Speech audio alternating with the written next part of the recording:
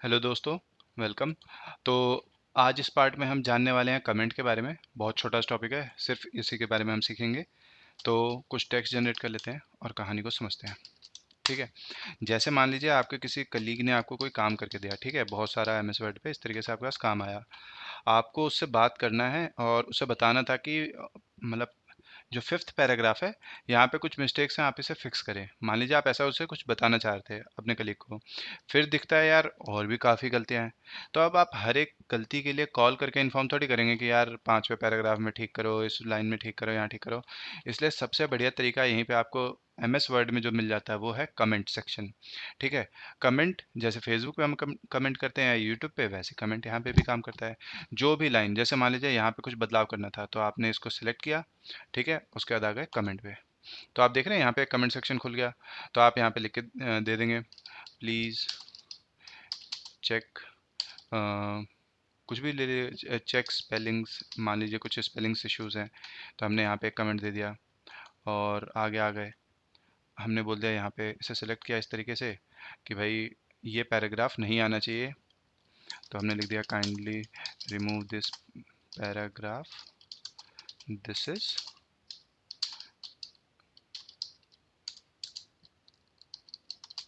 मान लीजिए कुछ इस तरीके से हमने लिख दिया कि मतलब इस पैराग्राफ हटाओ, अननेसेसरी है। या फिर हमने यहाँ पे बताना था कि यहाँ पे आप एक काम करो, please insert a picture here.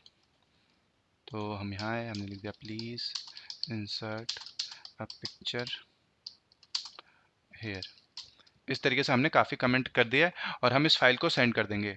जब हमारा मतलब ये फाइल उस अपोजिट पार्टी के पास या फिर हमारे एम्प्लॉय के पास पहुंचेगी तो उसको आराम से यहाँ साइड में इस तरीके से दिखेगा, कमेंट। ठीक है, जैसे आपको यहाँ दिख रहा है।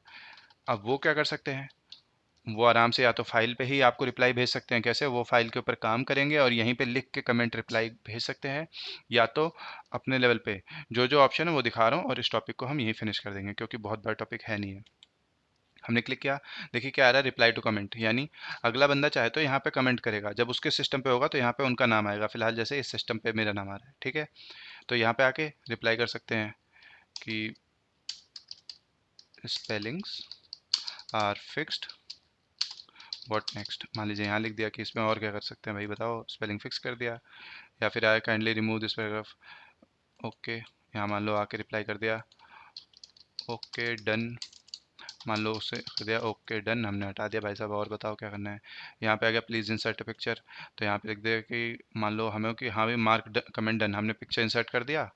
मान लेते हैं यहाँ पिक्चर हमने इंसर्ट कर दिया। किस तरीके से गया, कोई पिक्चर ले लेते हैं।